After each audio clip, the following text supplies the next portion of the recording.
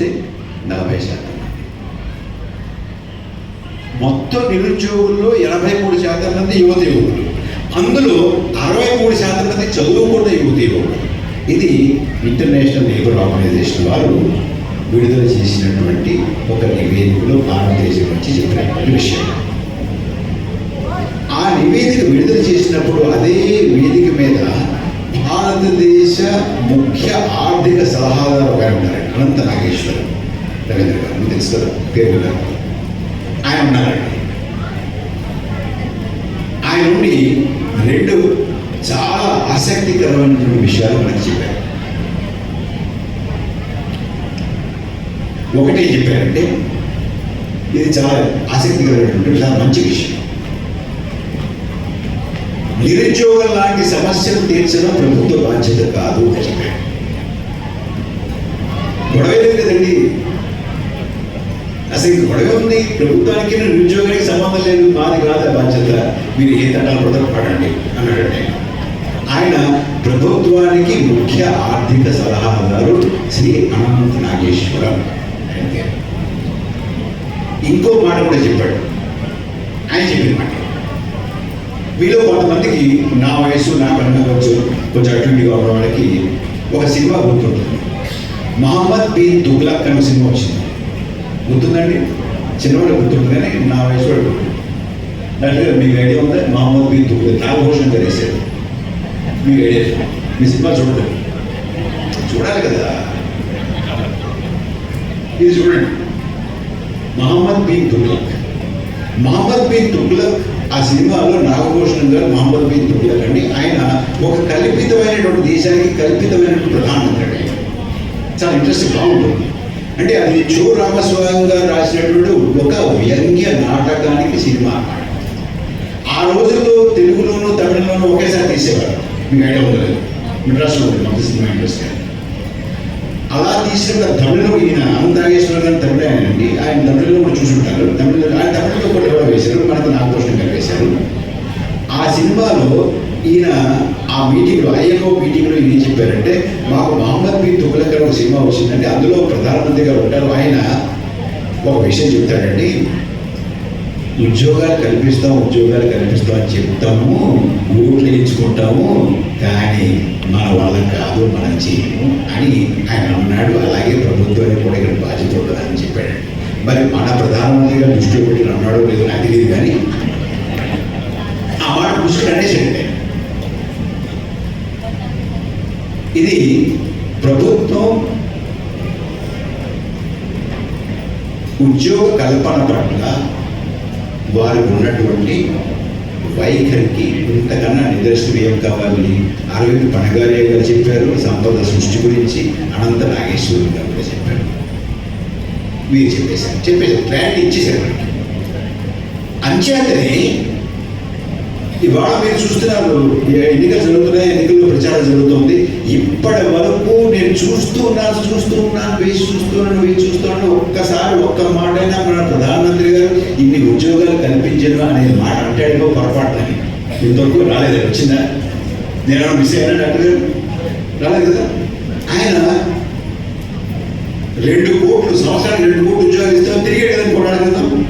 ఇప్పుడు 2 కోట్లు కాదయ్యా, 1 కోటి కల్పించాను, లేదా 50 లక్షలు కల్పించాను, 60 లక్షలు కల్పించాను, కుదరలేదు, కరోనా వచ్చింది, మరొకటి వచ్చింది, కుదరలేదు, ఈ వరకు కంటే తర్వాత కల్పిస్తాను కూడా చెప్పట్లా అని చెప్పకుండా మంగళసూత్రాల గురించి, మాంసం గురించి చెప్తాడండి మనకి. ఆయన అదే గుర్తు వస్తుంది, గుర్తు రావట్లేదు, నిరుద్యోగం గుర్తు రావట్లేదు, మనం ఏ గుర్తు రావట్లేదు. నిరుద్యోగం పెరిగిపోతుంది, యువకుల్లో నిరుద్యోగం పెరిగిపోతుంది. 35,000 ఉద్యోగాలకి 1,25,00,000 మంది దరఖాస్తు చేసుకుంటున్నారు. ఉక్రెయిన్ వెళ్తున్నారు, గాజా వెళ్తున్నారు. మాకు సంబంధం లేనటువంటి ప్రభుత్వం సంపద సృష్టించే వాడికి మనం పెద్ద పెద్ద రాయితీలు కల్పించాలి, అంచేత మనకి సంపద సృష్టిస్తారంటున్నారు, కల్పిస్తారు. కానీ ఒక మాట చెప్పుకోవాలి డాక్టర్ గారు,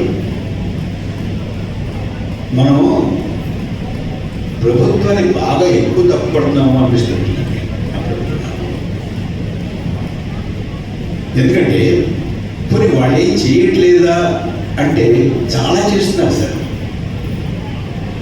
అసలు ఈ సంపద సృష్టి కోసం ప్రభుత్వం పడుతున్నటువంటి దండాలు చూస్తే రవీంద్ర గారు జాలేస్తుంది ఒకసారి. ఎంత దండాలు పడుతున్నారంటే, ఒకటి ఈ కార్పొరేట్ల మీద 30% ఉన్న పనుని 22% తగ్గించారండి. మాట్లాడేది అంత ఈజీగా నవ్వుతారేంటండి, పెద్ద సాహసమే కదా చేశారండి. అంతేకాదు వాళ్ళకి ఉన్నటువంటి అప్పుల్లో 25 లక్షల కోట్లు రద్దు చేశారండి. 25 lakh crores రద్దు చేశారు. అయినా కానీ వీళ్ళు పెట్టుబడులు పెట్టలేదు. మరి ప్రభుత్వాలు అంటే అనొచ్చండి, న్యాయం ఉంది అందులో. వాళ్ళు ఏం తప్పు చేశారండి? కార్పొరేట్ ట్యాక్స్ తగ్గించారు, బ్యాంకు రుణాలను మాఫీ చేశారు, ఈ రెండు చేశారు కదండి. చేసి పిఎల్ఐలో ఒక స్కీమ్ పెట్టారండి, ప్రొడక్టివిటీ లింక్డ్ ఇన్సెంటివ్స్. మీరు బాగా ప్రొడ్యూస్ చేస్తే మీకు కొంత ఇన్సెంటివ్ ఇస్తారు. మీరు విన్నారా ఇది? పిఎల్ఐ విన్నారా? ఇందాక క్రికెట్లో ఉన్నారు ఎవరు? పిఎల్ఐ విన్నారా? Production linked incentives. అది కూడా విన్నారు కదా మరి. అంటే మీరు ప్రొడ్యూస్ చేస్తుంటే మీకు ఇన్సెంటివ్ ప్రోత్సాహం ఇస్తుంటారు అనమాట. మనకి అరబిందో ఫార్మా అనే పెద్ద కంపెనీ ఉందండి. అరబిందో ఫార్మా వాళ్ళు బాగా ప్రొడ్యూస్ చేయాలని చెప్పి వాళ్ళకి 1000 కోట్లు ప్రొడక్షన్ లింక్ ఇన్సెంటివ్స్ గ్రాంట్ చేశారండి. 1000 కోట్లు చేశారండి. 1000 కోట్లు ఒకేసారి పెట్టారు. ఒకేసారి ఎక్కడ 5 ఏళ్లలో 1000 కోట్లు అన్నారు. కొంచెం కొంచెం ఇస్తుంటారు అనమాట, దశలుగా ఇస్తుంటారు. సరే, వీళ్ళు కూడా మంచివాడు కదా, వాడు ఉండి కూర్చుంటారు, ఏదో పుస్తకం చెప్పుకుంటారు. వీళ్ళు ఏం చేశారు? ఎలక్ట్రల్ బాండ్ రూపంలో కొంత వాళ్ళకి ఏదో చెల్లించుకున్నారు. సో అది అందులో కూడా ప్రొడక్షన్ లింక్డ్ ఇన్సెంటివ్స్ పెట్టారు, రాయితీలు ఇచ్చారు, పన్ను రాయితీలు ఇచ్చారు. తర్వాత వాళ్ళకి రుణాలు మాఫీ చేశారు.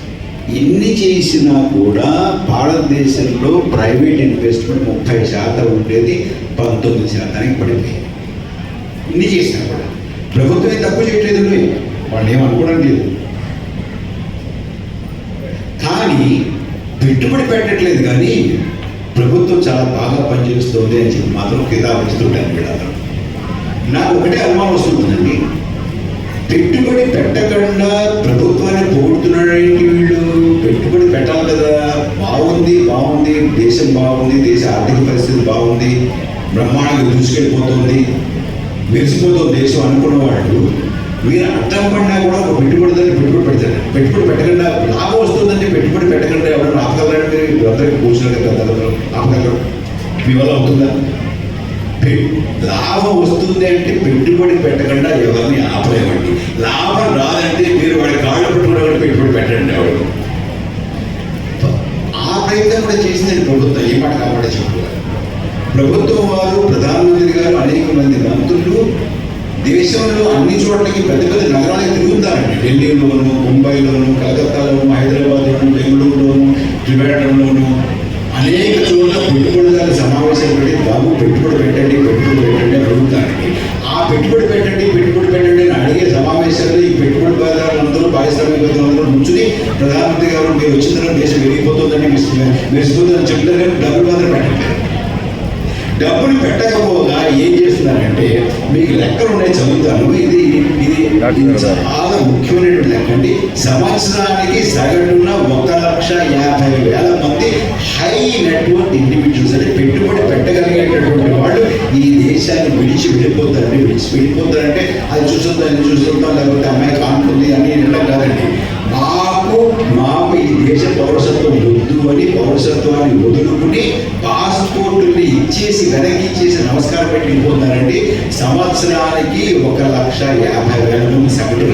ఒక సంవత్సరం 1,30,000 మంది ఉంటారు, ఒక సంవత్సరం 1,40,000 మంది ఉంటారు, ఒక సంవత్సరం 2,30,000 మంది ఉంటారు. బట్ మొత్తానికి గత 10 సంవత్సరాలుగా చూసుకుంటే సంవత్సరానికి సగటున 1,10,000, 1,50,000 మంది ఈ దేశాన్ని విడిచి హై నెట్వర్క్ ఇండివిజువల్స్ వెళ్ళిపోతారండి. పెట్టుబడులు పెట్టట్లేదండి. పెట్టుబడులు పెట్టట్లేదు కాబట్టి ఉద్యోగాలు లేవండి. ఉద్యోగాలు లేవు కాబట్టి ఈ దేశంలో దేశం మొత్తం మీద సగటున హౌస్ హోల్డ్ సేవింగ్స్, మన గృహాల్లో మన కుటుంబాల్లో చేసేటటువంటి పొదుపు 5% పడిపోయిందండి. చరిత్రలో, భారతదేశ చరిత్రలో భారతదేశ స్వతంత్రం వచ్చిన తర్వాత ఇంత తక్కువ సేవింగ్స్ రేటు డొమెస్టిక్ హౌస్ హోల్డ్స్లో ఎప్పుడూ లేదండి.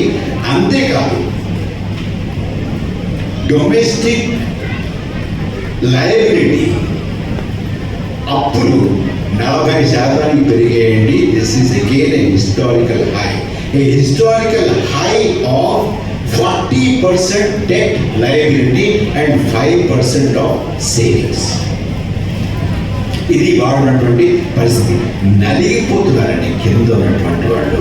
కుబేరు బాగున్నారు కాదంటలేదు, దేశం వెలిగిపోతుంది, మెరిసిపోతుంది.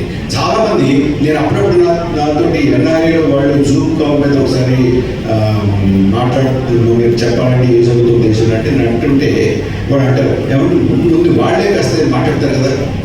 ఎందుకంటే నాకు ఒక ఆయన చెప్పారంటే నువ్వు బాగా దేశభక్తులు అవ్వాలంటే ఏం చేయాలంటే దేశం ముందు బయట ఉండాలి. అమెరికాలో ఉంటే ఎంత దేశభక్తి వచ్చేస్తుందంటే విపరీతమైన దేశభక్తి వస్తుంది అమెరికాలో ఉంటే.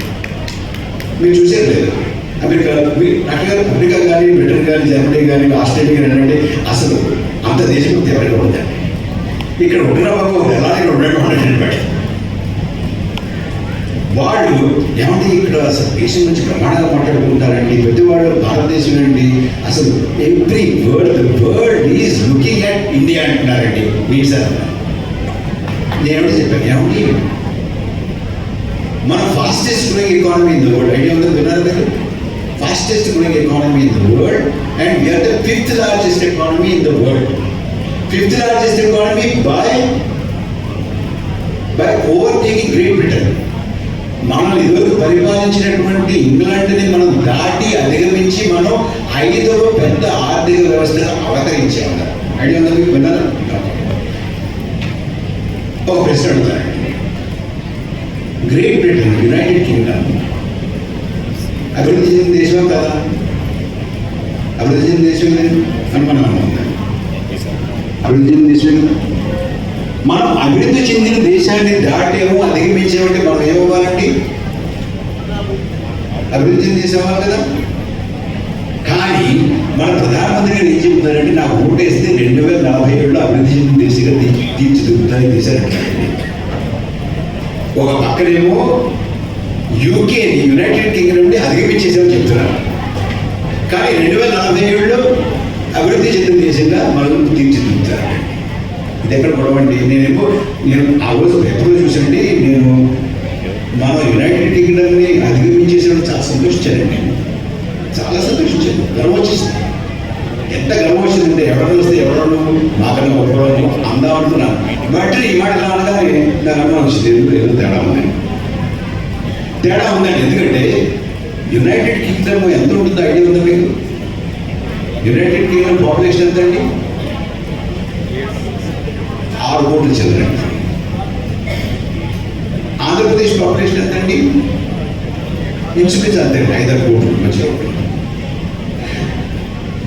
ఆంధ్రప్రదేశ్ ఉన్నంత దేశాన్ని అధిగమించేసామని 140 కోట్లు జనాభా దేశం చెప్పడం సిగ్గేసింది. తర్వాత ఇంకో లెక్క తీస్తే తలసరి ఆదాయంలో భారతదేశం 149వ స్థానంలో తెలిసిందండి.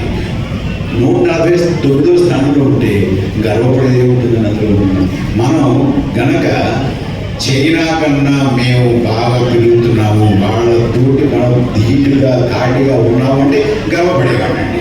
కానీ ఒక బ్రిటన్నో లేదా ఇంకోదానో ఇంకా మనం 70 ఏళ్ళ తర్వాత దాన్ని అధిగమించాం, దీన్ని అధిగమించాం, ఈ 6 కోట్లను అధిగమించాం, 3 కోట్లను అధిగమించామంటే మొదలు పెద్దగా గర్వపడాల్సినటువంటి కాంటెక్స్ట్ ఇది నాకు కనపడలేదండి. తర్వాత నేను ఆ మధ్య పూణేలో గోఖలే ఇన్స్టిట్యూట్ ఆఫ్ ఎకనామిక్స్ ఉందండి, అక్కడ నన్ను పిలిచేతో మాట్లాడాను డాక్టర్ గారు.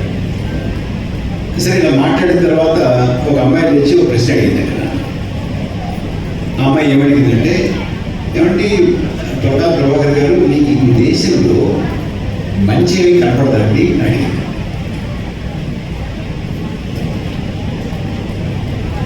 అంతే అడిగింది.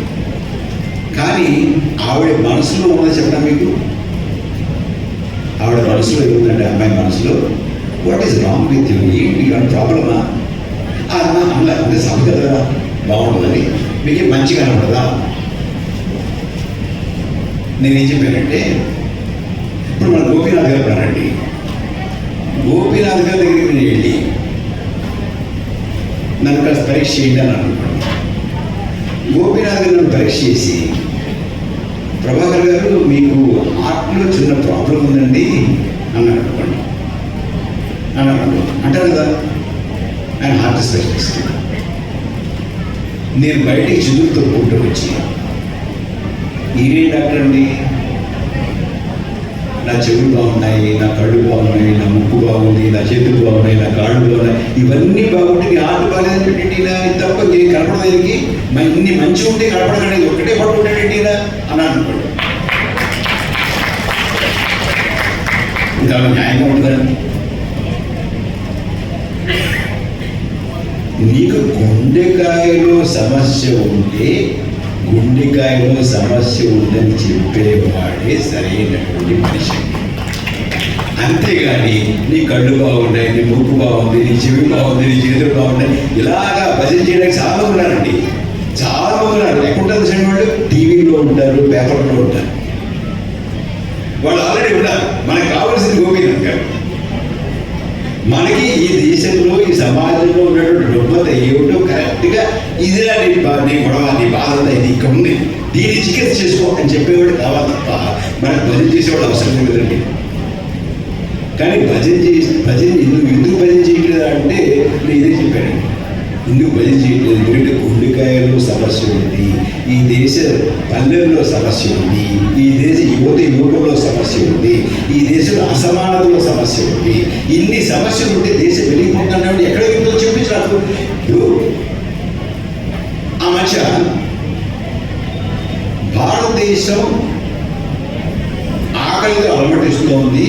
భారతదేశం ప్రపంచ ఆకలి సూచీలో చాలా చాలా కింద ఉంది అని ఒక నివేదిక వచ్చింది.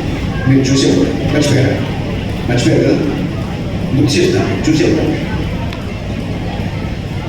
ఆ ఆకలి సూచి వార్త చూసిన తర్వాత ప్రభుత్వం వాళ్ళు చాలా చిన్నపుచ్చుకున్నారు, చాలా కోపగించుకున్నారండి. వీళ్ళందరూ కూడా ఈ పాశ్చాత్య దేశాలు మనల్ని అభ్యాసపాలు చేయడానికి, అప్రతిష్ట పాలు చేయడానికి, మనల్ని ఏమెందుకు పనికిరారు అనేటటువంటి మాట మనల్ని మొత్తం యాగి చేయడానికి, ప్రపంచంలో ఎందుకు పనికిరాని చెప్పడానికి చెప్తుంటారండి అన్నారండి. అన్నటువంటి వాళ్ళలో ఒక మంత్రి గారు ఉన్నారండి. నేను ఆ మంత్రి గారి పేరు చెప్పడం బాగుండదు. ఆ మంత్రి గారు ఒకసారి ఒక పెద్ద టెలివిజన్ వాళ్ళు ఏర్పాటు చేసినటువంటి ఒక సమావేశంలో మాట్లాడుతూ ఆ మంత్రి గారు ఏం చెప్పారంటే, ఒకరోజు నేను పొద్దున్నే 3:30 లేచి గబగబా స్నానం చేసి తయారైపోయి కారెక్కి ఢిల్లీలో ఎయిర్పోర్ట్కి వెళ్ళి, ఎయిర్పోర్ట్లో విమానం ఎక్కి బొంబాయి వెళ్ళి, బొంబాయిలో ఒక సదస్సులో మాట్లాడేసి మళ్ళీ గబగబా కారెక్కి ఎయిర్పోర్ట్కి వెళ్ళి జైపూర్ వెళ్ళి అక్కడ ఇంకో సదస్సులో మాట్లాడేసి మళ్ళీ ఆ సదస్సు అయిపోయిన తర్వాత మళ్ళీ గబగబా కారెక్కి ఎయిర్పోర్ట్కి వెళ్ళి విమానం ఎక్కి బొంబాయి వెళ్ళి, బొంబాయిలో కూడా ఒక సమావేశంలో మాట్లాడి అక్కడి నుంచి మళ్ళీ గబగబా బయలుదేరి ఢిల్లీకి వచ్చేసాను. ఢిల్లీ వచ్చేసాను, పొద్దు నుంచి ఏం తెలియలేదు, ఈ హడావిడి తిరిగేస్తున్నాను. నేను ఢిల్లీ వెళ్ళడానికి ఢిల్లీలో దిగి ఎయిర్పోర్ట్లో కారు ఎక్కి ఇంటికి వెళ్తుంటే ఫోన్ మోగింది. ఫోన్ ఎత్తాను. ఫోన్ ఎత్తితే అవతల నుంచి ఒక గొంతు, మీకు ఆకలిస్తుందా అడిగారు. అడిగితే ఆకలిస్తుంది అన్నాను. భారతదేశంలో ఆకలిలో ఒకటి నాడిపోతుందని చెప్పినారండి అందుకే. నేను కూడా అనుకున్నాను, పాపం తప్పు కదా చేయకూడదు కదా అని అసలు ఈ ఆకలి సూచి అంటే ఏంటి అని కొంచెం స్టడీ చేశాను. అలా చేయరండి ఆకలి సూచి అంటే. ఆకలి సూచి అంటే ఎవరికో ఫోన్ చేసి ఆకలిస్తుందని అడగరండి.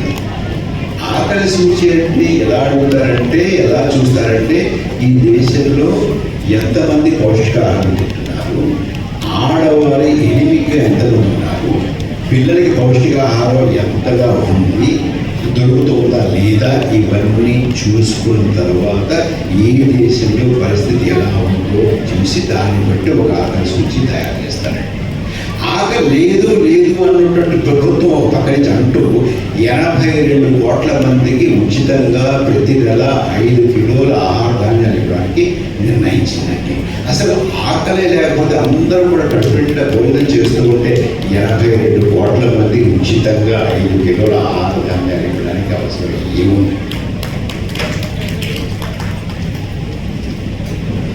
ఇట్లాగా మసిపూసి మారేడుకాయ చేసి దేశం ఎక్కడికో వెళ్ళిపోతుంది, చాలా పెరిగిపోతుంది, ఫాస్టెస్ట్ గ్రోయింగ్ ఎకానమీ, ఇప్పుడు అవకాశం ఇస్తే దీన్ని డెవలప్డ్ కంట్రీగా చేసేస్తాం, వికసిత భారత్గా చేసేస్తామని మనల్ని తప్పుదో పట్టించి ఓట్లు కొట్టేయడానికి చూస్తున్నారు.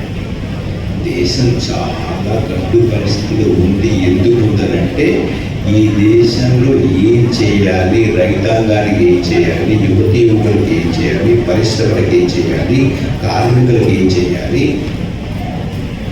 పేదరికంలో ఉన్నటువంటి వారికి ఏం చేయాలి, ఈ 1% వారికి కాకుండా 99% వారికి ఏం చేయాలి అనేటువంటి ధ్యాస లేకుండా పనిచేస్తున్నటువంటి ప్రభుత్వం ఉన్నందువల్ల మళ్ళీ తిరిగి రావడానికి ప్రయత్నం చేస్తున్నందువల్ల మనం ఈ పరిస్థితిలో ఉన్నాము. మనం కనుక మళ్ళీ ఈ ప్రభుత్వాన్ని ఎన్నుకుంటే ఎంతకన్నా అధ్వానమైనటువంటి పరిస్థితులకు వెళ్ళిపోతాము అనేటటువంటి విషయాన్ని మీకు గుర్తు చేయడానికి తెలియజేయాలని ఇక్కడికి వచ్చాను. మనం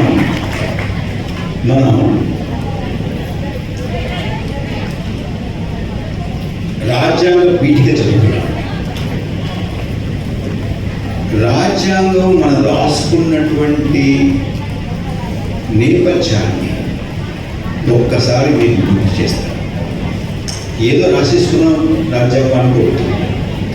రాజ్యాంగాన్ని మనం ఎప్పుడు రాసుకున్నామంటే 1946 డిసెంబర్ నుంచి 1949 నవంబర్ వరకు రాసుకున్నామండి. 3 సంవత్సరాలు దాని మీద చర్చోపచర్చ చేసి, డిబేట్ చేసి, ఇలాగంటే అలా కాదు, అలాగంటే ఇలా కాదు అని చాలా విషయాలు మనం కూలంకషంగా చర్చించుకుని మనం ఒక రాజ్యాంగాన్ని తయారు చేసుకున్నాం. మామూలుగా తయారు చేసుకున్నాం. ఎవడో మామూలుగా గౌరవ తీసేసుకుని రాసేస్తున్నారు. 3 సంవత్సరాలు దాన్ని డిబేట్ చేసేవాడిని. ఆ డిబేట్ చేస్తున్న నేపథ్యాన్ని ఒకసారి గుర్తు చేసుకోండి. డిబేట్ చేసినట్టు నేపథ్యం ఏంటంటే బ్రిటిష్ వారు ఈ దేశాన్ని వదిలి వెళ్ళిపోవాలి అనే ఒక నిర్ణయం తీసుకున్న తర్వాత ఈ దేశాన్ని విభజించి వెళ్ళాలి అని నిర్ణయం తీసుకున్నారు. వాళ్ళ మీద చాలా ఒత్తిడి ఉన్నటువంటి పరిస్థితులు నాకు వచ్చి పాకిస్తాన్ సృష్టించాలి అనేటువంటి డిమాండ్ ఉంది. డిమాండ్ ఉండి ఆ డిమాండ్ ఏవైనా సరే బ్రిటిష్ వాళ్ళు ఒప్పుకోవాలంటే ఏం చేయాలంటే హింస ప్రజ్వలింపులు చేయాలి అని చెప్పి ఆ వేళ కొన్ని శక్తులు హిందువులకి ముస్లింలకి మధ్య తగాదాలు పెట్టి ఇటు తూర్పులోనూ అటు పడమరలోనూ 2 ప్రాంతాల్లోనూ కూడా విపరీతమైనటువంటి హింస చెలరేగి కొన్ని వందల వేల శవాలు ఈ పక్క నుంచి ఆ పక్కకి రైళ్లలో, ఆ పక్క నుంచి ఈ పక్కకి వచ్చి ఢిల్లీ వీధుల్లో, ఢిల్లీ చుట్టుపక్కల పెద్ద పెద్ద క్రాంతిశీకుల శిబిరాలు, కట్టుబట్టలతో వచ్చేసినటువంటి వాళ్ళతో శిబిరాలు, కలకత్తాలో శిబిరాలు, ఢిల్లీలో శిబిరాలు ఉన్నటువంటి సమయంలో, అదే సమయంలో మనం రాజ్యాంగాన్ని రాసుకుంటున్నాం. అదే సమయం అండ్ ఆ రాజ్యాంగ సభలో కూర్చున్నటువంటి వాళ్ళలో చాలా మంది ప్రభుత్వంలో కూడా బాధ్యతలు నిర్వహిస్తున్నటువంటి వాళ్ళు ప్రభుత్వంలో బాధ్యత నిర్వహిస్తూ రాజ్యాంగ సభ కూడా వెళ్ళి అక్కడ చర్చల్లో పాల్గొని ఒక రాజ్యాంగాన్ని తయారు చేయడానికి వారు కృషి చేస్తున్నారు. వారు వెళుతున్నటువంటి దారి, వారి ప్రభుత్వ కార్యాలయాల నుంచి వెళుతున్నప్పుడు వాళ్ళు చూసేవన్నీ శవాల గుట్టలు, ఘర్షణలు, కత్తిపోట్లు, చనిపోయినటువంటి వాళ్ళు, కాంతిశీకుల శిబిరాలు, కట్టుబట్టలతో వచ్చిన వాళ్ళు, అరువు లక్షణ అంటున్నటువంటి వాళ్ళు, రోగాలతో ఉన్నటువంటి వాళ్ళు, సహాయం లేనటువంటి వాళ్ళు, ఆదాయం లేనటువంటి వాళ్ళు, వీళ్ళందరూ మధ్య నుంచి నడుచుకుంటూ వెళుతున్నటువంటి వాళ్ళు, అది నెహ్రూ గారు కావచ్చు, పటేల్ గారు కావచ్చు, మౌలానా ఆజాద్ కావచ్చు, రాజగోపాలాచారి కావచ్చు, ప్రకాశం కావచ్చు, మరొకరు కావచ్చు, చాలా మంది వాళ్ళందరూ వెళ్తున్నారు.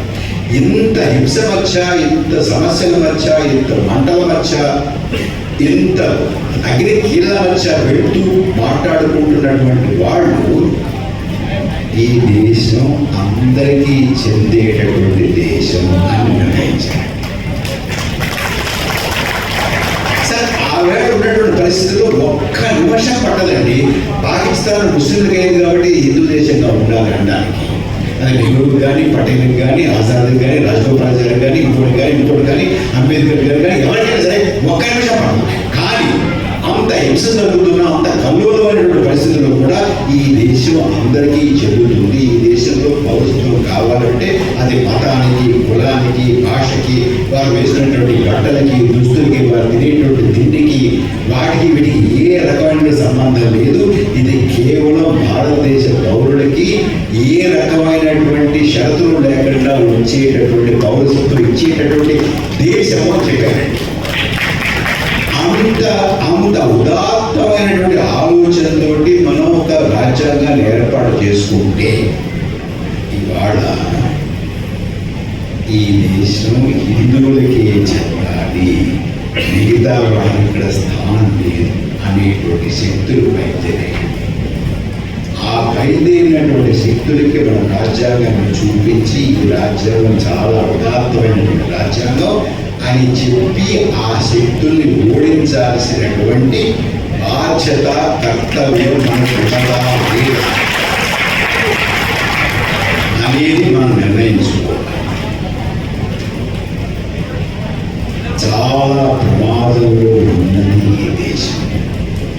ఈ దేశంలో ఇవాళ జరిగేటువంటి ఎన్నికల్లో మనం సరైనటువంటి నిర్ణయం తీసుకోకపోతే ఈ దేశం ఒక మతానికి చెబుతుంది, మిగతా మతం వాళ్ళు ఉండొచ్చు, అడిగి మడిగి ఉండాలి అంటారు ముందు, తర్వాత ఉండడానికి కూడా వీల్లేదు అని అంటారు.